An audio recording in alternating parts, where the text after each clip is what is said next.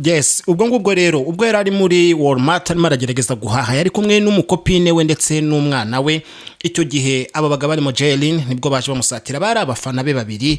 Noneho Jaylin we yaje asatira Dababy cyane cyane ambwira ati yo Dababy ese kuri umustar ni gutuza guhahira nga mu maduka yacu nk'abakene n'ibiki n'ibiki, atangira gufata phone ashaka kumufirima. Cyo gihe Dababy yashatse kumuhunga ariko bakomeza kumukurikirana bimwe by'abafana, murabizi ukuntu umufana arangije byagenze biti. Dababy yahise amukubita box ya mbere, noneho jama ahita akuramo pistoli araza nta nubwo yanayizamuye ngo ayitunge Dababy, ahubwo mu gihe yarakiri muri byo Dababy yahise akuramo pistol nawe yari afite mu mabya, ahita amukubita amasasa abiri yasigaye maravirira naho ngaho muri supermarket ya Walmart. Abaturage barirukanka, Dababy yahise afatwa na polisi ajya gufungwa.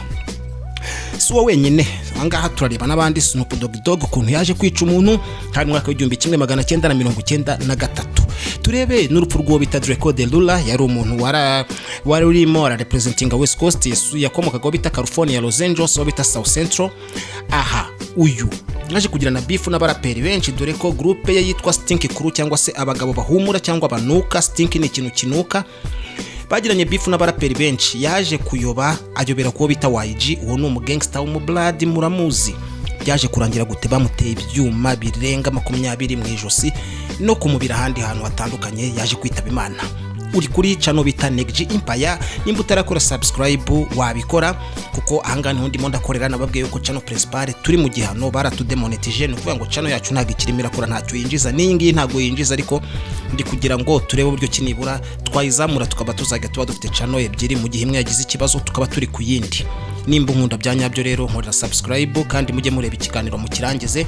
Ikindi aba diaspora bishumi zanjye ndabizi nkuko ndi gukorera ubuntu kubera ko nkundi bibiboro, ariko ubaye umeze neza n'ubundi wankandira akanyenyeri kuri iyo nimero ibiri kuri tableau 0789985605. Amazina ni Uwimana Jean d'Arc. So nitwa Negji rero, reka twinjire mu kiganiro neza turebe uko byagenze. Nanaburira abafana mbabwira nti mujye mwitondera abantu mufana baba hip hoperi, kuko ntago turi abantu beza cyane. Ntago ndi kuvuga mu Rwanda, ndavuga hanze. Murakoze cyane, ndi kuri Negji nyine, reka twimanukire. Yego mwakoze abakoze subscribe kuri Negji Empire. Reka duhere kuri insida y'uwo bita Snoop Dogg. Amazina y'inyakuri bakamwita Calvin Cordozari Brothers Jr. yavutse tariki 20 z'ukwezi kwa 10 mwaka w'1971, bisobanuye ngo afite imyaka 55. Professional cyangwa se amazina ya gihanzi yitwa Snoop Dogg, ariko yabanje kwitwa Snoop Dogg. Akaba ari umuraperi, ni umuririmbyi, ni umuproducer ndetse songwriter, akaba n'umwacteri. Akaba ari umwe mu bantu bagaragara cyangwa se key figures mu bantu batumye injyana ya G-Funk na gangster rap ziba popularize, dore ko Snoop Dogg nubwo atari muri groupe ya NWA ariko ni umuntu wakoranye na Dr. Dre. Ni umuraperi utandukanye n'abandi, dore ko we ni umuntu uririmba afite ijwi riri laid back cyangwa se aririmba agenda gakeya, wumva ari umuntu uririmba atuje. Yamenyekanye mu mwaka w'1992 kubera collabo yari arimo arakorana na producer w'umuhanga bita Dr. Dre, bafata nka producer mbere wa hip hop. Singo ya mbere yagaragaye mu ndirimbo bise Deep Cover, ndetse yanagaragaye kuri album ya Dr. Dre yasohotse mu mwaka w'1992. Iyo ngiyo bakaba bayita The Chronic, yari imyaka 2 mbere yuko aba genocide mu Rwanda yakorewe abatutsi. Akaba kandi yaragaragaye kuri singo nk'iyo bita Nothing But a G-Tang yakozwe na Dr. Dre, ndetse aza no gusohora album ye yiswe Dog Style cyangwa se Akinyuma cyangwa se Akimbwa Agahenerezo, ikaba yarasohotse muri 93.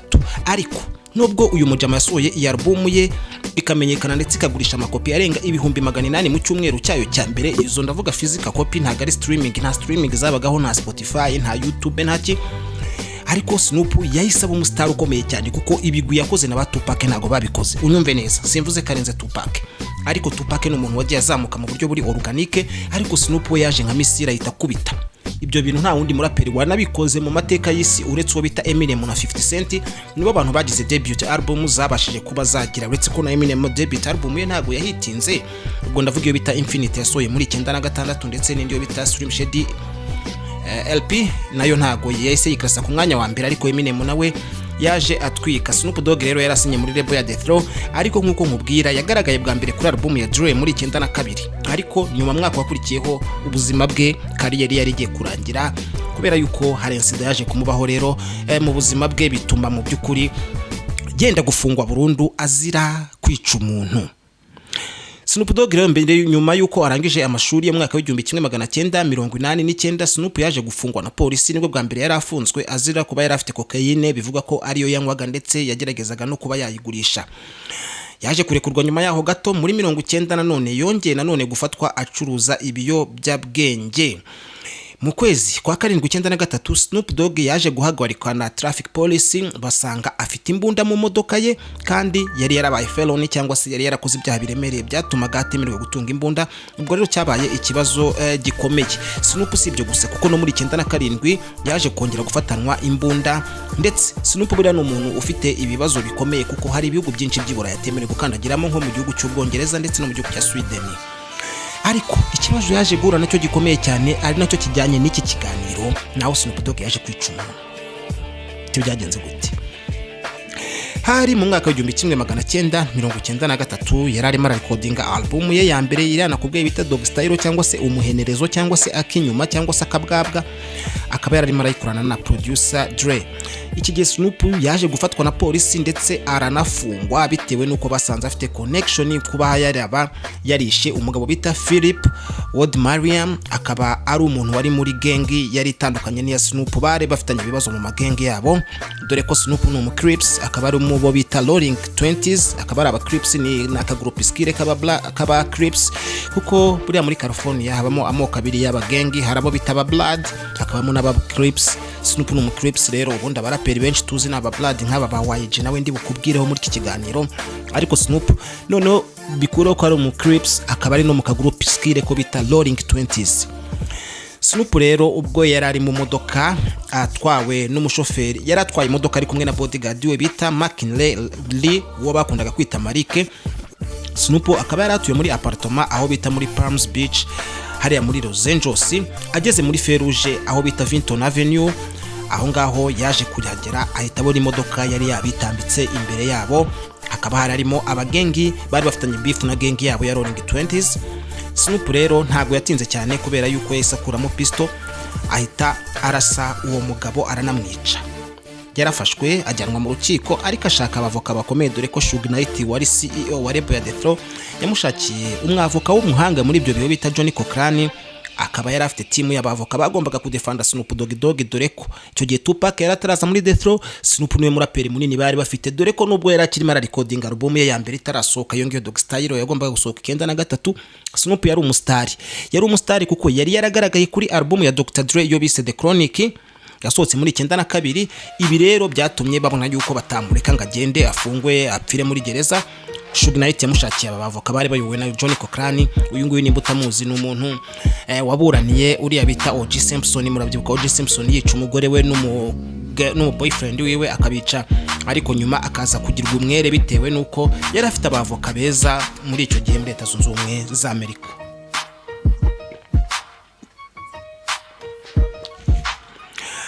Ubwo rero Snoop amaze kurasa uwo mugabo yajyanywe mu rukiko, ariko bagezemo baza guclaiming icyo bita legitimate defense ko baravuze bati abantu batwitambitse kandi bari butwice.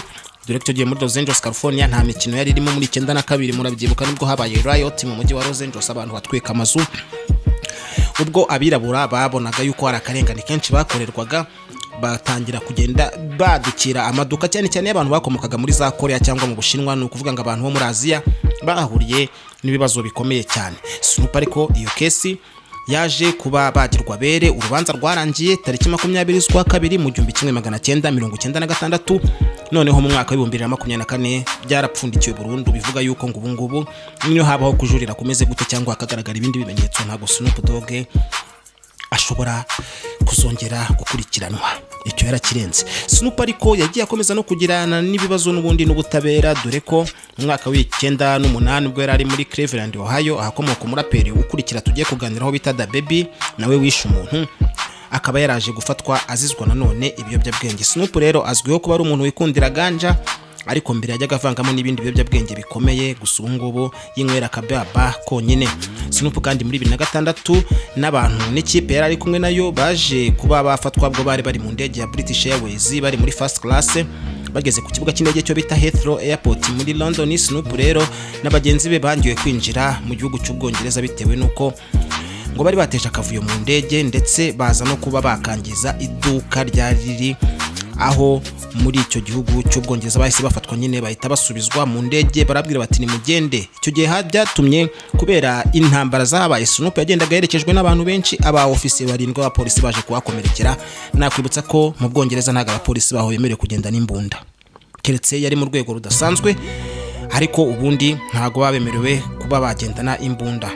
Snoop kandi yaje kugirira ikibazo mu gihugu cya Sweden, ndetse na n'ubu ngo bakaba atemerewe kuba yasubirayo kuko mu mwaka wa 2015 yaje gufungwa ubwo yari arimo araperforminga mu mujyi wo bita Uppsala muri Sweden, aho abapolisi baje kuba bamusangana ibiyobyabwenge. Bikaba rero byari bimutandukanye n'amategeko yo muri Sweden, ariko Snoop arabwira ati ngewe abantu babukinze igitaramo none nababwiye ko ngiye nk'urumogi, nagombaga kuzana urumogi, ngiye sinabaho nafite urumogi.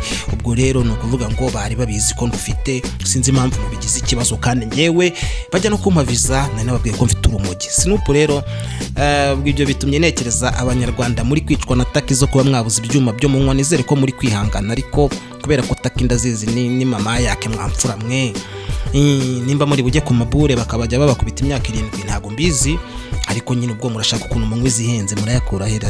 Icyo ni ikibazo gikomeye, ariko ibyo ntago bindeba, ntago mwantoye ngo mbayobore. Mugende mujye kubaza kuri ngufu chini kuri twigendere. Twagiye ko bita Dababy rero uyu nguyu nawe akaba ari umuraperi w'umunyamerika akomoka mu gihugu wa Cleveland, Ohio. Dababy akaba nawe yaraje guhura n'ikibazo cyo kwica umuntu atabigambiriye, kuko abangaba bose mu by'ukuri gituma batafunzwe nuko bagiye bakreminga icyo bita legitimate defense, bavuga bati iyo tutidefanda muri urwo rwego natwe ni twebwe twari buhagwe. Kandi koko akenshi ntago baba babeshya, kuko usanga ari muri Leta Zunze Ubumwe za Amerika abahanzi benshi bagenda bapfa bakiri batoya bazize violence ziririye n'imbunda cyangwa se gukoreshwa n'imbunda. Dababy rero uyu nguyu ngira ngo murabizi amazina ye nyakuri amwita Jonathan Lindell Kirk, akaba yaravutse tariki 22 z'ukwa 12 muri 91, afite imyaka ubwo katuvuge ngo afite imyaka ngahe 34. Akaba mbere yaritwaga Baby Jesus, akaba ari umuraperi w'umunyamerika, akaba yarasohoye ama mixtape menshi hagati y'umwaka wa 2014 na 2018.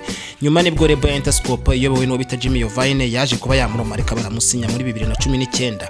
Yahise anasohora album ye ya mbere yise Baby on Baby yo muri 2019, yari iriho hit single yise Shug, ikaba ari imwe mu ndirimbo za Dababy zizwi kuko yabashe kwiklasa ku mwanya wa 10 kuri Billboard Hot 100.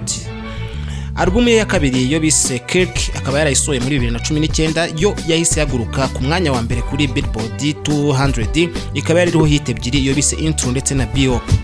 Uwo mwaka kandi yabashije kugaragara kuri collab yakoranye n'abahanzi bandi nk'iyo bise Enemies yari kumwe na Post Malone ndetse na Cash Shit yari kumwe na Megan Thee Stallion.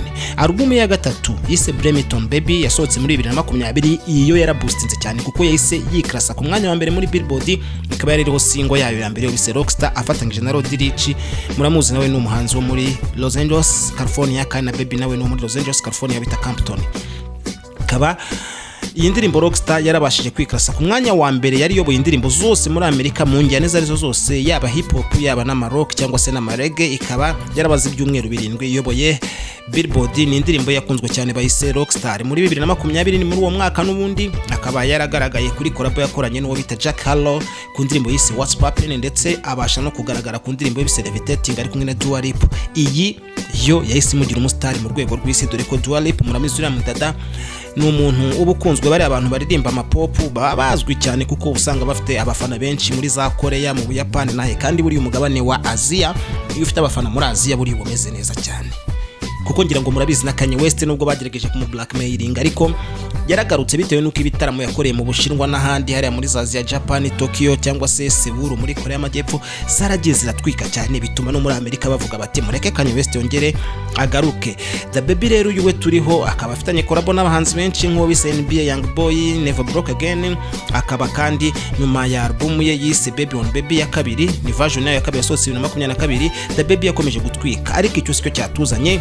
Reka tuze turebe rero ko byerekeranye no kwica umuntu byamugendekeye bite ngo yica umuntu. Mu kwezi kwa 11 muri 2019 Dababy yari umustar ariko utari wafatisha cyane kuko urumva yari akiri independent, kuko Interscope yamuhaye amafaranga muri 2019 nibwo bamusinye. ubwo Dababy rero yari arimo arasohora ama mixtape ye akiri umuraperi uzamuka, ubwo yari agiye guhaha mu isoko aho bita muri supermarket bita Walmart. Icyo gihe Dababy yaje guhuriramo n'abafana be babiri, hari harimo uwo bita Jaylin Dominic Craig waje no kwitaba Imana n'undi izina rye ritatangajwe. Aha baraje bahura na Dababy, yari ari kumwe n'umugore we ndetse n'umwana, baza bamwiruka inyuma bamwirukaho. Abafana mujye mumenya uko mubanira abantu yabo bastari mwemera, kuko tureke kuba ari abastari nabo n'abantu, kandi hari n'ababifite ibibazo byo mu mutwe. Kandi Leta Zunze Ubumwe za Amerika murabizi abantu batunga imbundi, yaba datwa no mu Rwanda twazigiraga, hari abantu benshi tuba twararasanye, kuko nk'aba open mfite baba baranyishe iyo baba bemerewe gutunga imbunda, ariko baje bakavuga ngo turwane n'abakura amenyo cyangwa bakayankura.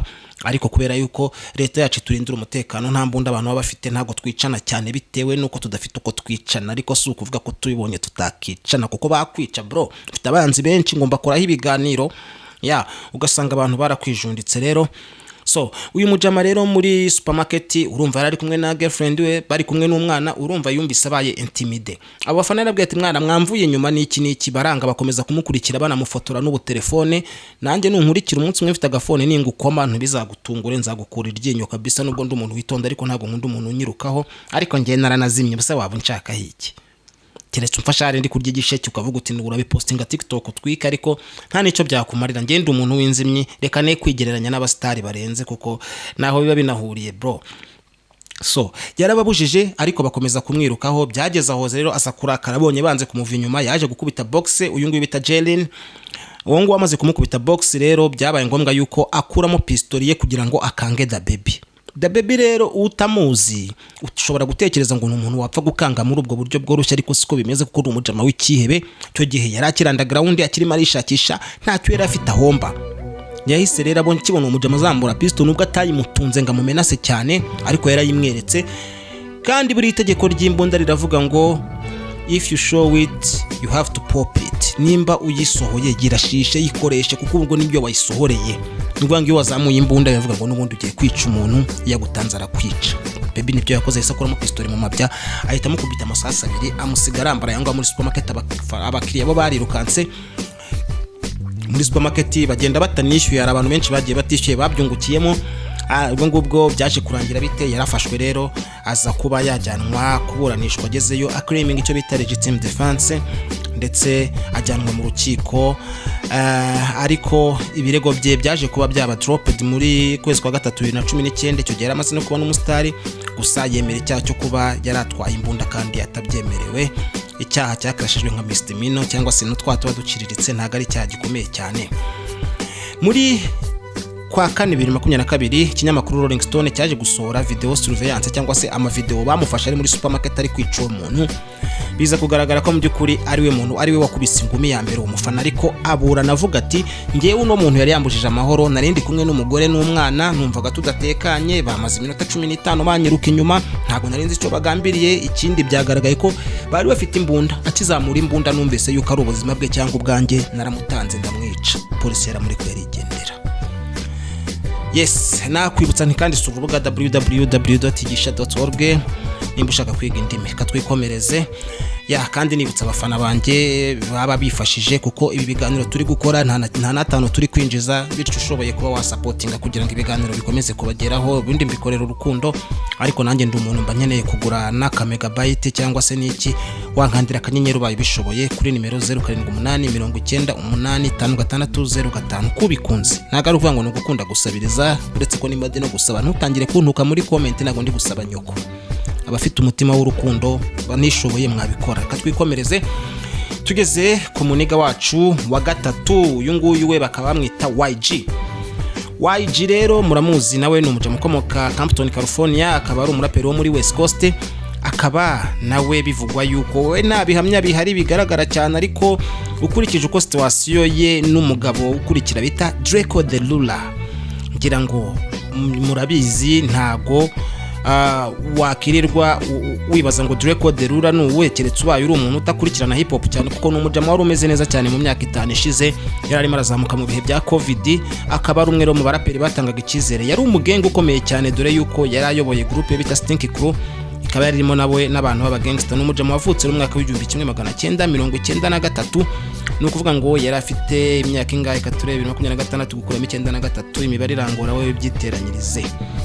So uyu muraperi Drakeo The Ruler rero yari umuraperi wari waratangiye kumenyekana cyane, ndetse yari yatangiye no gukora n'amakorabo n'abandi baraperi bakomeye nka Drake bari bafitanye indirimbo. Ntago ari we wenyine, yari ameze neza, mbese muri make bigaragara yuko ari umuntu utanga ikizere cyo guhagararira California rero buriya yagiye igira abaraperi benshi bakomeye. Wa mbere wenda twavuga wazamutse muri California ni Eazy na ba Dr Dre mu myaka za 89, haza kuza ba Ice Cube, haza kuza uwo bita Snoop Dogg muri za 92, aza kuzima, haza Tupac avaho, West Coast rakwama, yaje kubyuka muri 2004 haje The Game wari muri Aftermath ndetse no muri G-Unit nawe uragaragara West Coast arakubita, tangira nawe gukwama. Haza Kendrick arakubita, Kendrick agera nk'ucubiyemo gake ariko Kendrick ntajya yiburira. Haza ba YG nabo baraza barakoma, biza kugera hatangira kuza iyo generation ya Drakeo The Ruler, ariko we kariyeri ye yaje kurangira mu by'ukuri isa nkaho itari yatangira. Rero uyu muraperi bita Drakeo The Ruler amazina ye nyakuri yitwaga Darrell Wayne Caldwell Jr. wavutse mu kwezi kwa 12 tariki ya 1993, akaba yarazwi nka Drakeo The Ruler, akaba ari umuraperi ukomoka Los Angeles California. Yaramenyekanye rero kubera uburyo cyerapaga by'umwihariko, ariko akaririmbira mu mabiti atari aya West Coast ahubwo ajya kuba nk'aya matrap. Muri 2021 single ye yarafatanyije na Drake yitwa Talk to Me yaje kwinjira kuri Billboard Bubbling and Hot 100, ndetse ikaba yari nayo yarimo irarepresentinga album ye ya mbere yaragiye gusohora yitwa True Thoughts cyangwa se ukuri kuraryana. Uyu mugabo rero wari uri muri lebo yo bita Empire, ariko akagira n'akagurupe ke bita Stink Team kari karimo abahanzi ndetse n'abarara. Byaje kugeraho uyu mugabo aza kwitaba Imana, bikekwa ko yishwe na YG. Aka kanya muri uyu mwaka turimo YG ejo bundi yapostinze text arimo aravuga ati ndabiza abantu muri kunyirukaho, abantu muri gushaka kumfungisha muyobowe na Drake, kuko YG yari inshuti na Drake ndetse baje gukorana indirimbo bita Would You Love, ariko nyuma baje kugirana beef baratandukana. Ubwo yari muri interview ejo bundi rero baramubwiye, yari abanyamakuru bamaje bati se Drake mumeranye mutaravuga ati man nimumbaze bya Drake mujye kwibaza Drake, ariko bikaba bivuga yuko Drake arimo aragerageza gukorana na FBI ndetse n'aba investigator ngo babe babasha guhuza YG n'urupfu rw'uyu mugabo bita Drakeo The Ruler. Drakeo The Ruler ariko nawe ntiyari umumarayika, kuko muri 2017 yaje gufungwa na LAPD cyangwa se Los Angeles Police Department ubwo bazaga gusaka kondo yararimo cyangwa se n'inyubako yararimo. Aza kuba yafatwa afungirwa rero bita muri Main Central Jail, aho yashinjwaga kuba yari afite imbunda kandi ari umunyabyaha wakatiwe. Mu kwa gatatu 2018 yongeye gufungwa bwa kabiri, iki giheho bakaba baramushinjaga ko ashobora kuba yarisha umuntu. Uwo ni Drakeo The Ruler ntago ari YG, ndetse ashinjwa n'icyo bise attempted murder ndetse na conspiracy to commit murder cyangwa se byinjira cyaha rigamije kwica. Ibi birego rero byaturukaga kuri incident yabayeho bita Carson California, aho umuntu umwe yaje kwicwa ndetse babiri bakahakomereka. Iki gihe Drakeo The Ruler yashoboraga kuba yagatirwa igihano cya burundu. Hagati aho bamwe mu bagize team ye yindi nakubwiye bise Stink Team, yavuga Stink Team ni ukuvuga ngo abagabo bahumura cyangwa banuka, kuko ikintu gistinkinga ni ikintu kinuka. Barimo n'umuvandimwe bitaga Ralph the Plug, baje gufatwa abari mu mujyi wa San Francisco, barimo barashinjwa ibirego byinshi cyane. Ku itariki 25 z'ukwa 7 2019 urukiko rwaje kumugira umwere kuri cya kirego cy'ubwicanyi ndetse ararekurwa. Gusa uwo bita DEA cyangwa se District Attorney ni umuprokireri yiyemeje kongera gutanga ikirego cy'ubujurire, avuga ati noneho uyu mugabo amushinja icyo bita conspiracy ndetse na shooting from a motor vehicle, no kuvuga ngo n'andi ushobora gukora icyo bita drive by ni handi uri mu modoka ukanyura ku bantu kabarasagura bamisha mu rusasu nyine uri muri igendero utahagaze. Icyo gihe rero byateganyagwa yuko urubanza rwe rwagombaga kuba rwari buzasomwe tariki ya 3 z'ukwa 8 2022. Uyu mugabo mu gihe yari afunze yaje kurikodinga album akoresheje telefone. Album yise ngo Thank You for Using GTL, akaba ikinyamakuru bita Pitchfork cyavuze yuko iyi ngiyi ari yo greatest rap album ever recorded from jail, ngo ni album ya Danger recordingiwe muri gereza kuri telefone. Ngira ngo ibyo hino murabizi muri Amerika ibaho baguha phone ufite na beat ukaba wabasha kuba warecordinga. Rero yaje gufungurwa mu kwezi kwa 11 2020, aho yari amaze imyaka 3 afunzwe, aho yari amaze kwemera kugira icyo bita plea deal, n'ahandi wumvikana n'umushinjacyaha kugira ngo ugabanyirizwe ibihano. aza kwemera icyaha cyo kuba yararashe ari mu modoka.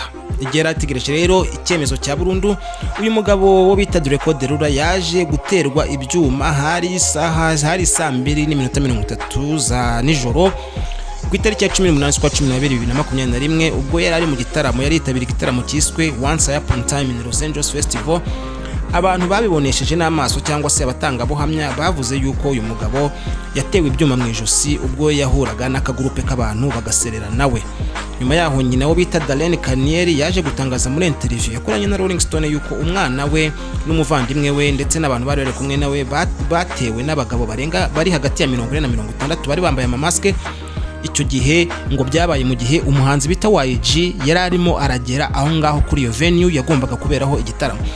Subira inyuma gatoya, uyu YG yarafitanye beef n'uyu mugabo Drakeo The Ruler kuko bombi nabo muri Los Angeles, ariko bari mu ma groupe yatandukanye kuko YG ni umublood, ariko uyu mugabo Drakeo The Ruler yari yaranze kwinjira mu ba blood cyangwa se aba Crips, ahubwo we yarafite gang ye y'abajama be yise Stink Team.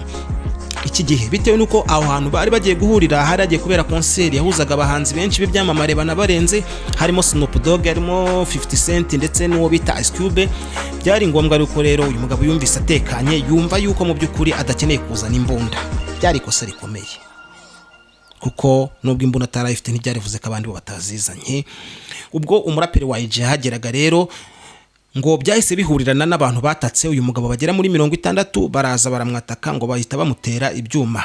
Ambulance zarageze rero zageze haciye iminota 10 ndetse bahita bamutwara ku bitaro ari muri conditions ziri critique. Umuraperi Snoop Dogg ndetse na 50 Cent na Ice Cube bagombaga guperforminga muri icyo gitaramo, bahise bahagarika guperforminga bakimara kumenya ibyabereye aho ngaho. Iyo event rero na polisi yahise yihagarika kubera ku guterwa ibyuma k'uyu mugabo Drakeo The Ruler. Drakeo rero yaje gutangazwa yuko yitabye Imana bitewe n'ibikomere bikomeye yari yagiriye aho ngaho kuri iyo tariki ya 19 z'ukwa 12 2021. Naho kugeza mu kwezi kwa 12 muri 2021 rero polisi yo muri Los Angeles bita LAPD na n'ubu ngubu ngira cyakomeje iperereza ryo kugira ngo bamenye umuntu wamwishe. Bakaba mu by'ukuri uyu mugabo yarahise ashyingurwa. Nyuma y'urupfu rwe rero nyina wa Drakeo The Ruler yavuze yuko agiye kuba yarega company yobitse Live Nation, ikaba ari company ifitwe mu ruhare na Jay-Z, bavuga yuko umwana nawe mu by'ukuri habaye uburangare mu kumurindira umutekano bitewe nuko nta kuntu yagombaga kwicirwa aho hantu. Ubundi yari asanzwe yirindira umutekano, ariko yari yijejwe yuko ari buwurindirwe bitewe nuko yari agiye mu gitaramo kirimo abandi bahanzi banakomeye. Urumva nta mbunda bari bitwaje, yari yizeye yuko ameze neza. Mu kwezi kwa 2023 umucamanza rero yaje kuba ya dismissinga icyo kirego cya nyina wa Drakeo The Ruler. Umuraperi Snoop Dogg yaje kuba ya postinga message ndende arimo arihanganisha abafana ba Drakeo The Ruler ndetse na Wiz Khalifa nawe aza kuba yatangaza message yavuga ati mu by'ukuri dukwiye kujikundana nk'abirabura nk'abaraperi baba black kuko dufite abanzi benshi barimo na polisi y'igihugu. Rero kuba natwe turi kwicana n'ibintu biba bibisebeje. Nyuma yaho haciye igihe gitoya nibwo hahitaga hapfa n'umuraperi bise Young Dolph, ubwo nawe iby'urupfu rwe nzabibinjiriramo. Reka rero duse nk'aho ikiganiro tugisubikira ngaha, mwibutsa gusura www.gisha.org ndetse unankure subscribe hano kuri channel bita Neg Empire, kandi ushaka no kudusapotinga nimero muyibona kuri tabro. Nababwira ni nakagaruka, ndabakunda.